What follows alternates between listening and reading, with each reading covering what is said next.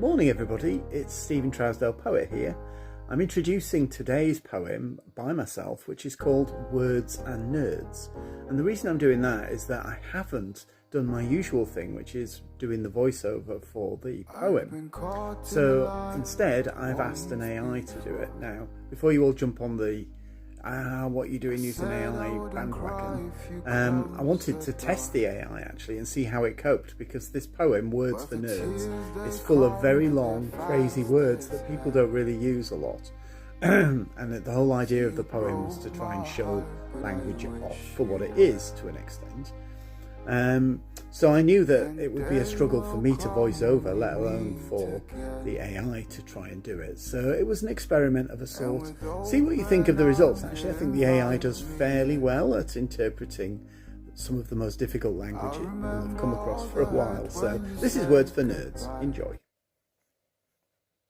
In a peripatetic perambulation through a peculiarly perfunctory precinct, I paused, and being me, a perspicacious pedant, pathologically predisposed to polysyllabic prolixity, I proffered this proposition: a quotidian conversation, a desiccated, domesticated dialect of the day-to-day, with catastrophic capitulation, like lexical lobotomy. At the café, I thought not of tea. Instead, a temperate tincture of tannic tranquillity. I sidled to the counter. "Morning, sir. What can I get you?" A serving of incremental amelioration via epistemological recalibration. Or failing that, a thym. The barista blinked. Green, Earl Grey, chamomile, or else? Undeterred, I embarked upon a dissertation, a grandiloquent excursus, on the obfuscatory tendencies of oversimplification and the deleterious diminution of linguistic luxuriance, and gestured to the green. "Words for nerds," he bellowed benevolently. Why waffle when one might declare gargantuan, brobdingnagian, or even ultramontane?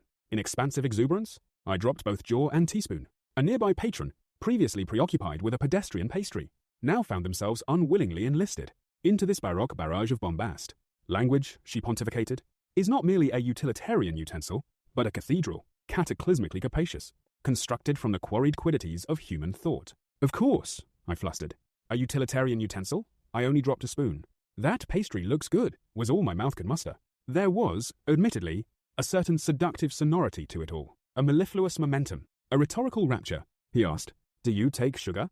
Speechlessly I stood, with mouth maligned, momentarily marooned in my own magnificent verbosity. I found myself in a state of saccharine ambivalence. The barista stirred in 2 sugars anyway, and thus concluded the experiment, that while sesquipedalian splendor may scintillate in soliloquy, it stumbles in the restaurant of real life. Still, as I sipped my now sweetened synthesis, I smiled, for somewhere between the absurd and the articulate, between the ostentatious and the exact, was